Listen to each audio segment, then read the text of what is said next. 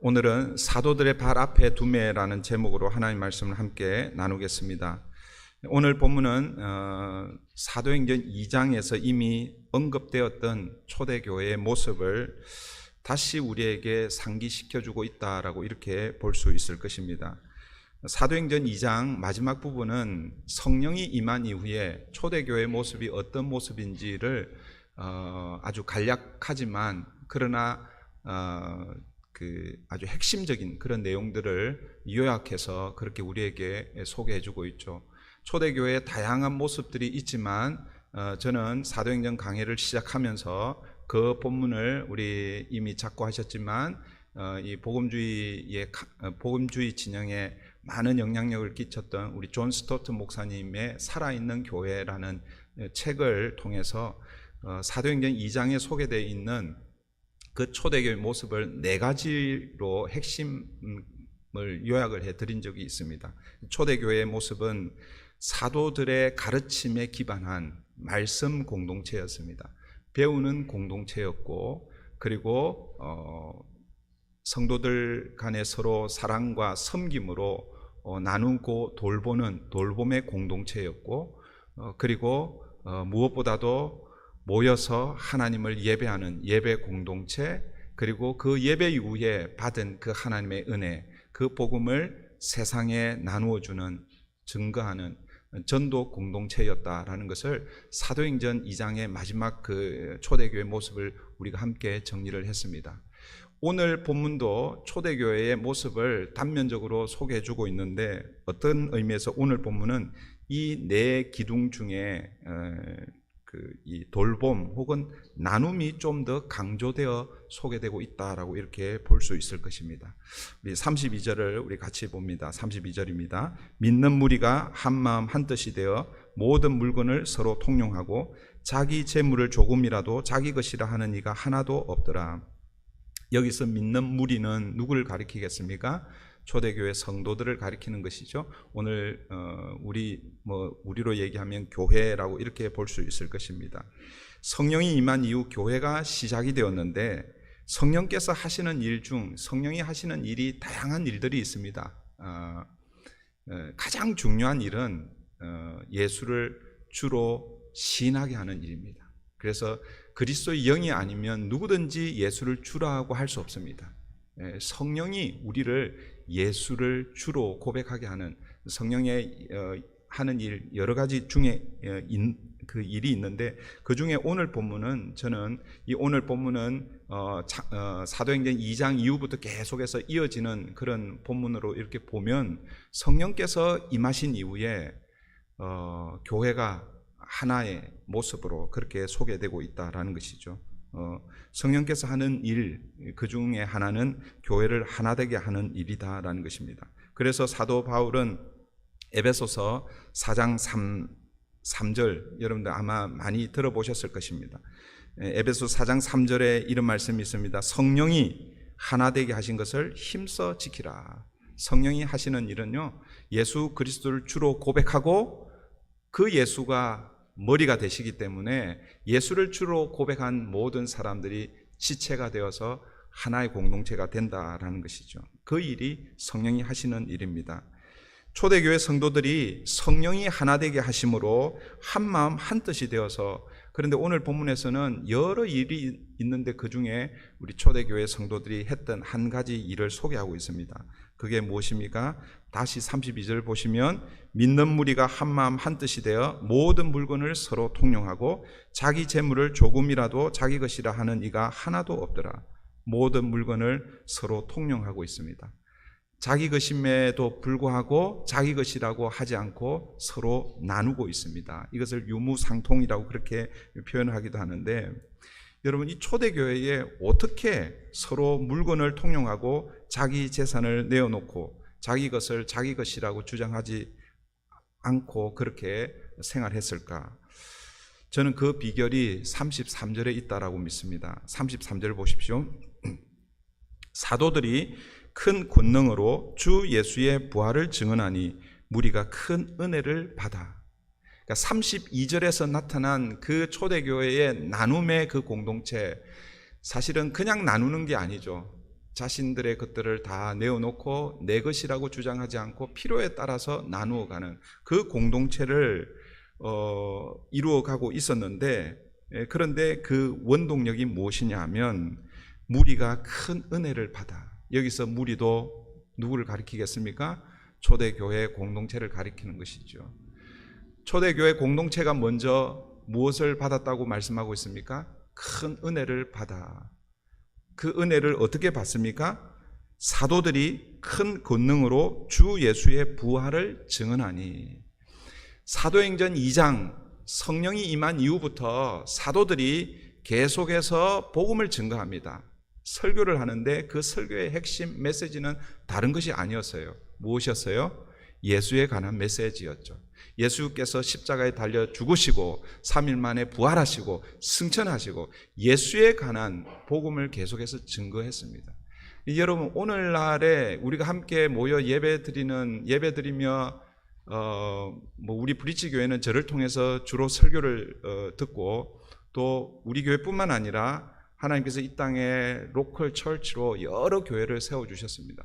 오늘도 여러 지역에서 예배를 드릴 것입니다. 근데 그 예배에서 울려 퍼져야 할, 혹은 선포되어야 할 메시지는 무엇이어야 하는가라는 것입니다. 물론 성경은 다양한 주제를 다루고 있습니다. 그리고 특별히 구약 같은 경우에는 예수에 대한 스토리가 잘 소개되고 있지는 않습니다. 그럼에도 불구하고 여러분, 교회에서 예배에서 선포되어야 할 메시지의 핵심은 뭐냐 하면 바로 예수 그리스도 복음이라는 것입니다. 그 복음의 메시지를 들은 무리들, 초대교회 성도들이 큰 은혜를 받고, 그 다음에 어떤 일이 일어난 것입니까? 서로 나누고 베풀고, 세상이 사실은 생각해보지 못했던 그런 공동체가 이루어지고 있다는 것을 오늘 본문을 통해서 우리는 보게 되는 것입니다.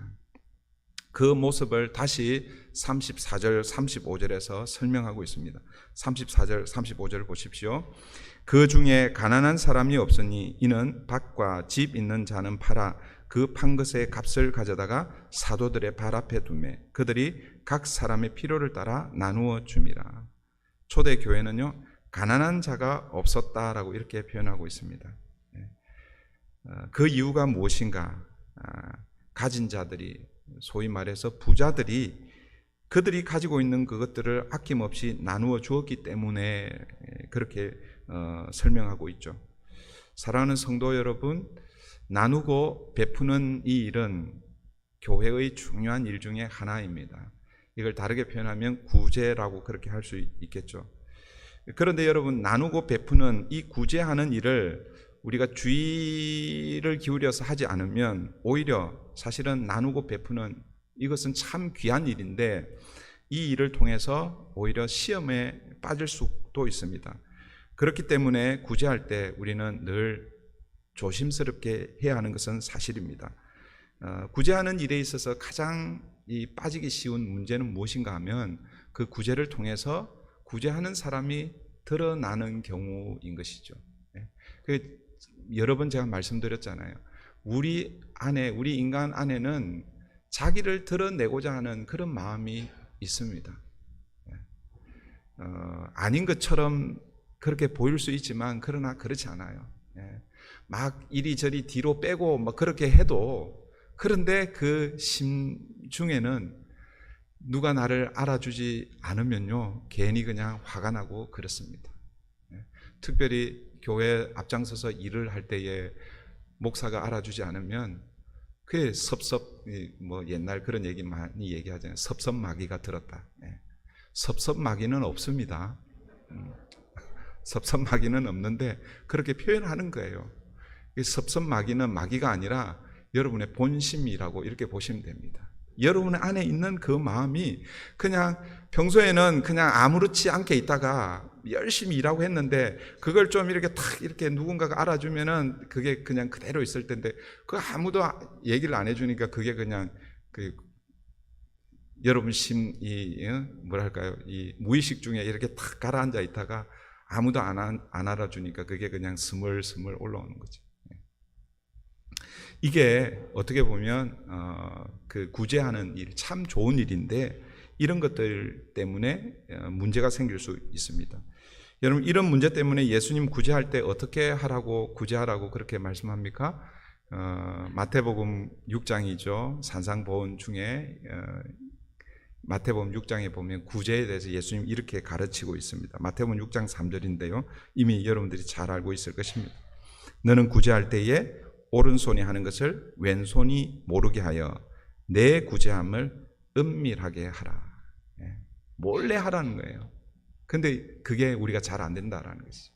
우리는 한 가지 하고 나면 두 가지, 세 가지가 막 드러나기를 원하는, 이게 우리의 마음입니다. 여러분, 우리가 작년에 새벽 우리 말씀 묵상을 하면서 전도서를 우리가 묵상을 했잖아요. 그죠? 전도서 11장에 전도서를 한 번도 읽어보지 않은 사람들은 이런 표현들 보면은 야, 이게 무슨 말인가 할 정도로 이런 말씀이 있습니다. 전도서 11장 1절에 이렇게 말씀하는데, 너는 내 떡을 물 위에 던져라. 내 떡을 물 위에 던지라. 이 말씀을 다양하게 해석을 합니다. 어떤 분들은 투자로 해석을 하시는 분들이 있습니다. 인베스트를 잘 해라 그런 의미인데, 그러나 그 말씀은 구제할 때에 어떻게 하는지, 구제의 방법을 어떻게, 다른 사람들 도울 때 어떻게 하라는 말씀입니다. 여러분, 떡을 물 위에 이렇게 던진다는 것은 그 떡을 물 위에 이렇게 던지면 그 떡을 먹을 수 있어요, 없어요? 그런 의미가 아니죠. 떡을 물 위에 던진다라는 것은 떡을 버리라는 이런 의미가 아니라 떡 혹은 물질 혹은 나눔, 그것을 누군가가 필요한 사람이 있는데 내가 직접 전달하는 것이 아니라 흘러가는 물을 통해서 전달하는 것이죠. 그래서 나에게는, 물론 내게도 필요하겠죠. 그렇지만 다른 사람들을 위해서 내게 있는 그 떡을 할애를 해서 떼어서 다른 사람들에게 돕는데 물 위에 흘러가게 하는 거예요. 그렇게 해서 뭐예요? 필요한 사람이 그것을 보고 사용하도록 그렇게 하는 것이죠. 어떤 의미에서는 구제를 은밀하게 하라라는 그런 의미라는 것입니다.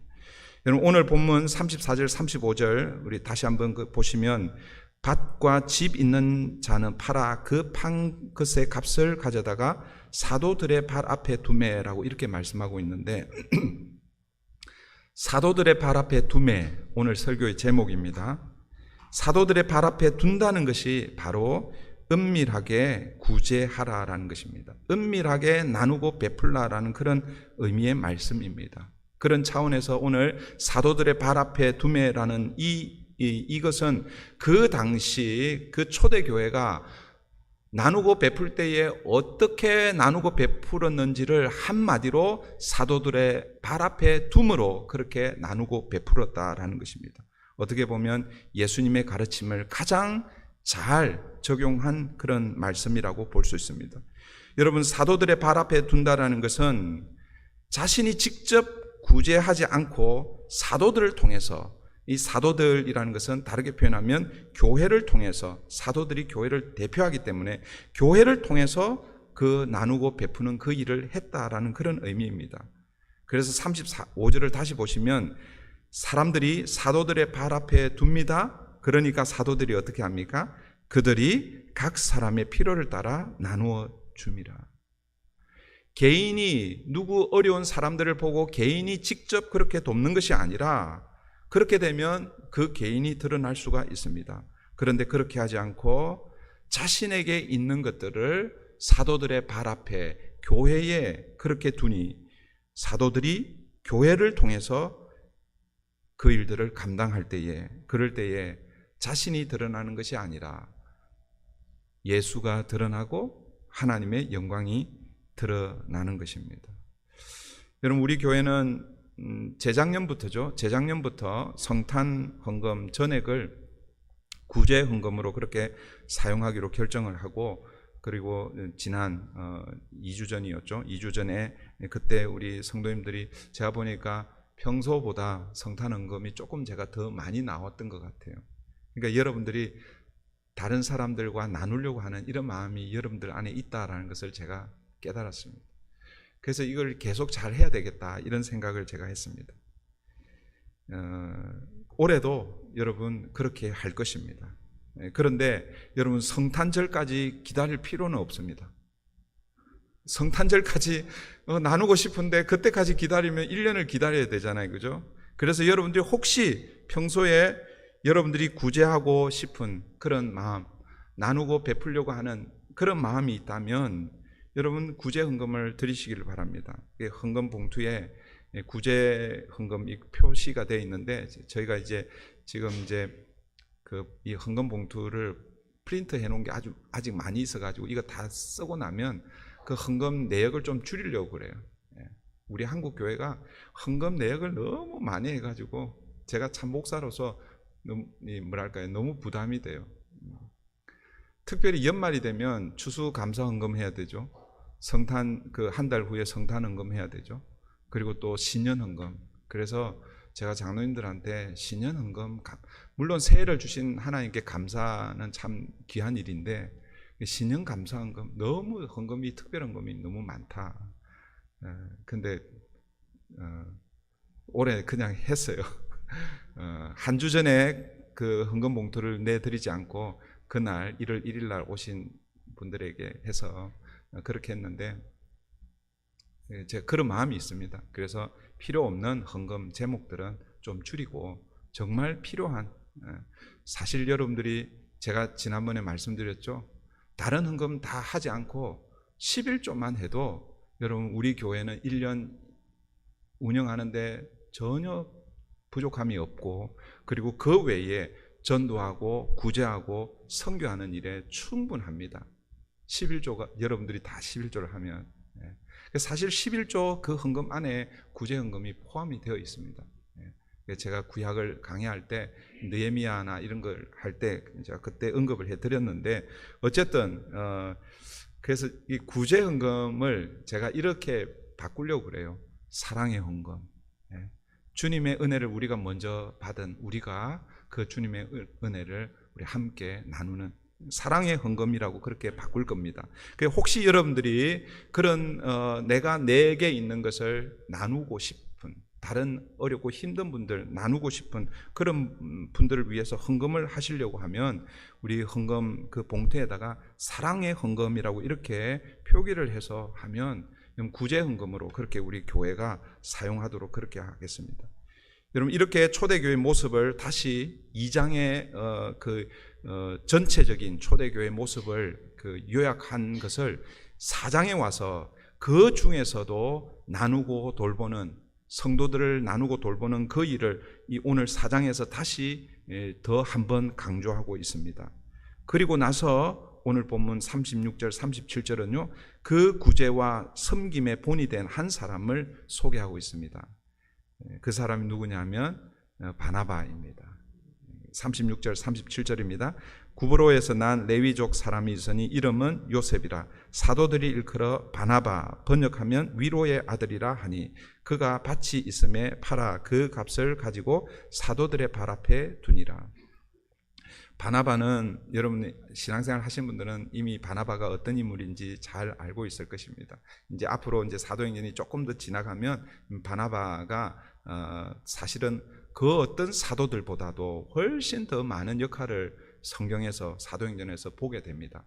그러니까 사도행전 1장부터 예를 들어서 12장까지 크게 이제 한 세 부분으로 나누는데 좀 더 저기 하면은 두 부분으로 나눕니다. 1장부터 12장 그리고 13장부터 28장 이렇게 나누는데 1장부터 12장은 사도들이 중심이 되어서 등장합니다. 그런데 그 사도들이 중심이 되어서 등장하는데 실제 가장 많이 나오는 사도는 베드로입니다. 요한이 함께 잠깐 나오기도 하죠. 그죠? 그 외에 사도들의 행적이 거의 없습니다. 사도행전은 사도들의 행전인데 실제로 보면 다른 사도들의 행적이 별로 없어요. 그런데 여러분 바나바는요 그 다른 사도들보다도 훨씬 더 많은 그런 행적이 나오고 있습니다. 그만큼 뭐예요? 바나바를 하나님이 사랑하고 그를 귀하게 썼다라는 것을 우리가 알 수 있습니다. 이 바나바는요 바울과 함께 제1차 선교 여행을 했던 사람이고 특별히 바울이 교회를 핍박하다가 그 구장에 가면, 이제 사도행전 구장에 가면 회개하는 그런 장면이 있습니다. 회개하고 하나님의 사람으로 변화를 받았습니다. 그래서 이 사도 바울이요, 예루살렘에 가서 나도 예수의 복음으로 컨버전, 회심했습니다라고 이렇게 자신을 막 이렇게 소개를 하는데 사도들이 믿지를 않습니다. 저거 아마 그 스파이는 아니고 가짜로 그렇게 해가지고 뭐 이렇게 우리 잡아가려고 변장 하여튼 그렇게, 예? 위장해서 예수를 믿지 않는데 위장해서 예수를 믿는 것처럼 그렇게 우리에게 다가온다라고 그렇게 할 때에, 그때 그를 적극적으로 변호하고 그를 사도들 앞에 이끌었던 사람이 누구냐면 바로 바나바입니다. 제가 나중에 이 바나바에 대해서는 다시 한번 우리 사도행전 중간에 한번 강의를 할 수 있는 시간이 있으면 그때 또 하도록 하겠습니다. 이 바나바를요, 오늘 본문은 레위족이라고 그렇게 소개를 하고 있죠. 여러분, 레위족은 어떤 그 지파, 어떤 족속인지 우리가 이번 그 신년 특세 때 우리 민수기 말씀을 이렇게 묵상하면서 그때 인구 조사하고 그럴 때 우리가 조금 소개를 받았습니다. 여러분, 레위족, 레위 지파는 특별히 이스라엘 전체를 대표해서 하나님께서 선택해서 이제는 오직 회막과 성막, 하나님과 관계된 그 일을 하도록 이렇게 구별한 지파가 레위 지파였습니다. 그 레위 지파에 세 아들이 있었죠, 그죠? 게르손, 고핫, 므라리. 그 고핫 둘째 아들의 아들, 그 아므람이라는 그 아들이 있습니다. 그 아므람의 자녀들이 아론이고 미리암이고 모세입니다. 그래서 모세는 출애굽의 지도자뿐만 아니라 광야 40년을 인도했던 지도자였고, 아론은 이 레위 지파 중에서도 특별히 제사를 담당하는 그 일을 담당시켰죠. 그래서 제사장으로 세우고 그의 자손들이 다 제사장 그룹이 됩니다. 그 제사장들 중에서 그 대표 제사장을 대제사장이라고, 그래서 아론이 초대 대제사장이 되는 그런 장면들이 이제 레위기에 보면 그렇게 나타나 있는데, 어쨌든 이 레위 지파는요, 이 아론과 그의 아들들을 수종들며 이 성막에서 다양한 봉사를 하도록 하나님께서 선택하여 부른 자들입니다. 그래서 레위족은 이 그 회막에서 일하는 그 일을 담당했기 때문에 그들의 생업이 사실은 없습니다. 그래서 레위족들은 어떻게 먹고 살았냐면, 다른 12지파가 하나님 앞에 11조로 하나님 앞에 바치는 11조, 소위 말해서 그 헌금으로 레위 지파가 이렇게 살았죠. 그런데 여러분, 시간이 가면 갈수록 여러분 이 11조 이게 없어졌다기보다는 이게 제대로 지켜지지 않는 거예요. 그 느헤미야, 제가 우리 브리지 교회에 부임하고 나서 제가 느헤미야 강해를 언제 했나 모르겠어요. 갈라디아서를 강해하다가 갈라디아서 3장까지 제가 여러분 강해를 했습니다. 4장, 5장, 6장이 아직 남아있어요. 그 3장까지 강의를 하다가 너무 어려워가지고 여러분들은 모르시겠지만 갈라디아서 3장까지 강의를 하다가 너무 어려워가지고 잠시 쉬면서 그 다음에 이제 아마 느헤미야를 했던 것 같아요. 느헤미야, 그 마지막 느헤미야의 그 개혁하는 그 내용들을 보면 레위 족속들이요, 먹고 살 길이 없어가지고 다른 일을 막 하고 있는 거예요. 그래서 그 성벽을 재건하고 뭐 여러 제도를 개선하면서 11조를 요청을 합니다. 그래서 흩어져 있었던 이 레위족들이 생업을 위해서 이런저런 일을 하고 있던 그들이 온전히 회막, 성막, 그 당시에는 성전이었죠. 스룹바벨 성전에서 일할 수 있도록 그렇게 해주고 있었습니다. 근데 어쨌든 우리는 레위족 그러면 부자로 잘 살았을 것이다 라고 이렇게 생각하는데, 여러분 그렇지가 않습니다. 예수님 시대에는 또 어땠는지 또 몰라요. 예수님 시대 때의 레위족들이 어떻게 살았는지. 예수님 시대 때는요, 그 바리새파 말고 사두개파 있죠. 사두개파, 제가 한번 설명을 드린 적이 있는데, 이 사두개파들이 정치적인 어떤 결탁으로 인해서 사실 굉장히 부자로 살았어요. 예수님 시대 때는 아마 레위족 중에 일부는 아주 잘 살았던 것 같아요. 이 바나바는 뭐 재산 정도가 어느 정도였는지는 모르지만 이 레위족의 후손으로서 사실은 만약에 정당하게 그렇게 살았다면 그렇게 큰 재산을 이루고 살지는 않았을 것입니다. 그러나 어쨌든 여러분, 오늘 본문에 의하면 바나바는요, 사도들을 통하여 예수 그리스도의 복음을 듣고 그 예수 그리스도의 그 대속의 사역, 그 은혜를 입고 레위 지파들은 거의 율법적인 그런 율법에 의해서 살았을 것입니다. 그 율법적인 삶에서 돌이켜서 복음으로, 복음적인 삶으로 아마 이 바나바는 변화되었을 것입니다. 그리고 그동안 자기 것으로 알고 자기 것으로 그렇게 움켜쥐고 있었던 그 자신의 재물들을 사도들의 발 앞에 내어놓고 있는 것입니다. 이게 뭐예요? 사실은 바나바만 그런 것이 아니라 그 초대교회 성도들이 그렇게 했는데 그 중에 대표적인 사람이 누구였다라는 것입니까? 바나바였다라는 것입니다. 사랑하는 성도 여러분, 초대교회는요, 이렇게 정말 아름다운 그런 공동체였습니다. 그런데 문제는 이 아름다운 이 모습이요, 오래 가지 못했다라는 것이죠. 다음 주에 우리가 살펴보겠지만 다음 주 5장에 누가 나오냐면 아나니아와 삽비라가 나옵니다. 교회를 오래 다니신 분은 또 아나니아와 삽비라 이 사건을 이미 잘 알고 있을 것입니다. 이 아나니아와 이 삽비라는요, 바로 바나바를 따라 흉내를 내다가 성령을 속이는 죄로 죽임을 당합니다. 그냥 죽는 것이 아니라 현장에서 즉사하는 경험을 하죠.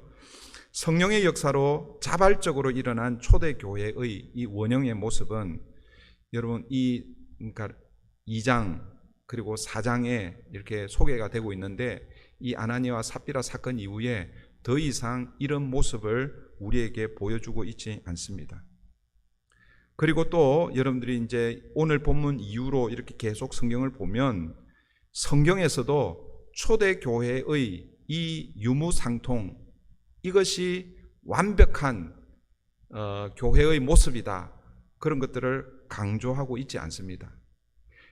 이제 앞으로 생겨날 교회들은 예루살렘 초대교회처럼 이렇게 되어야 된다. 그래서 너희들은 모두 다 재산을 다 교회에 바쳐야 되고 그것을 가지고 다 나누어서 가난한 자들이 없도록 그렇게 하라라고 그렇게 성경이 강조하고 있지 않습니다. 초대교회의 아름다운 공동체는 어떻게 보면 오순절 성령 강림 이후 잠시 있다가 사실은 사라져 버렸습니다. 여러분, 오늘 우리에게 이 메시지가 우리에게 주는 의미가 무엇일까? 두 가지로 볼 수가 있는데, 두 가지. 첫 번째는 이겁니다. 초대교회의 모습을, 이 유무상통한 이 모습을 이 땅에서 온전히 이룰 수 없다라는 것입니다. 그런데 많은 우리 역사를 보면 어떻게 보면 공산사회, 사회주의 사회를 이루려고 했던 그런 시도들이 있었죠, 그죠? 그러나 여러분, 그것이 불가능하다, 어렵다라는 것이 이미 역사가 뭐예요? 증명을 했습니다. 그러면 왜 성경에 이런 초대교회의 모습을 우리에게 보여주고 있을까? 저는 이것이 앞으로 도래할 하나님 나라의 모습인데 이것을 초대교회에 잠시나마 맛보게 하지 않았을까라는 생각입니다. 여러분, 마가복음을 우리가 함께 강의할 때 마가복음 9장인가 거기 가보면 예수님께서 세 제자만 데리시고 어디로 갑니까? 산의 이름은 모르는데 우리 성경에는 그곳에서 예수님이 변화되셨기 때문에 변화산이라고 이렇게 우리는 부릅니다.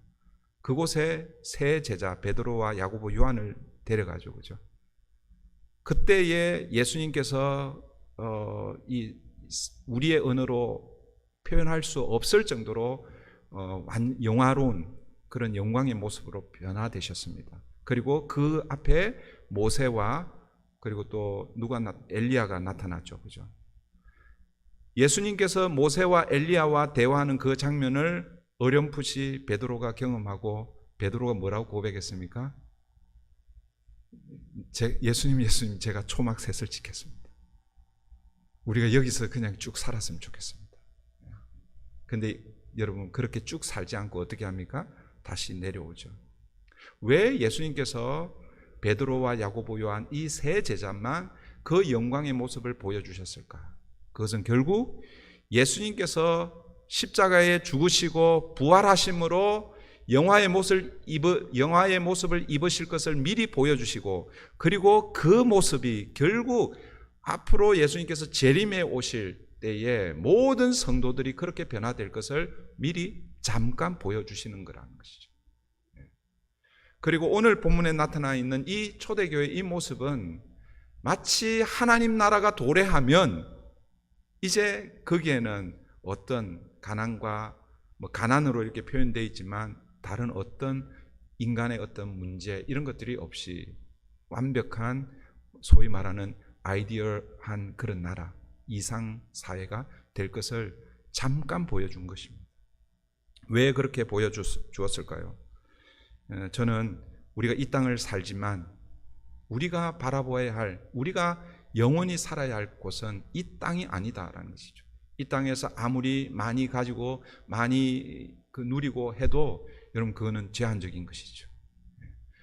요즘 아무리 100세 시대 하더라도 제가 실제로 100세를 온전하게 살고 가신 분을 진짜 많이 못 봤어요. 거의 한 번 볼 뻔했습니다.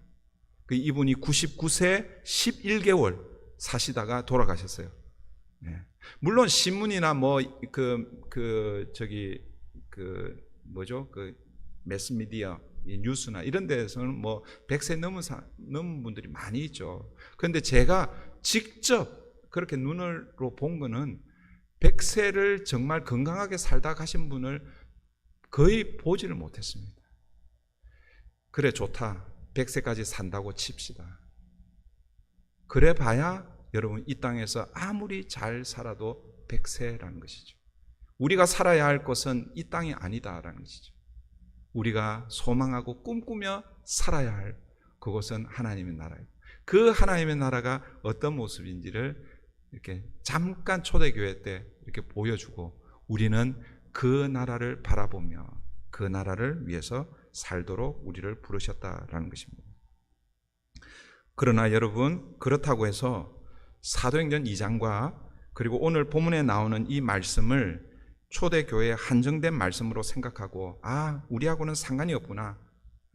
그래서 더 많이 모으고 더 많이 내 것으로 삼고 그렇게 살자, 그런 의미가 아닙니다. 우리가 완벽하게 초대교회의 모습을 재현할 수는 없지만 성령의 능력으로 그리고 사도들의 그 설교를 통해서 하나님의 말씀으로 하나님의 마음이 무엇인지를 우리가 깨달아야 된다라는 것이죠. 그래서 우리 브리지 교회가 여러분 나누고 베푸는 일, 초대교회의 이 완벽하게 이 초대교회의 모습을 재현할 수는 없지만 그러나 나누고 베푸는 일, 이 구제하는 일, 여기에 힘쓰는 교회가 되기를 바랍니다. 제가 설교 중간에 그런 말씀 드렸듯이 여러분들이 혹시 여러분들이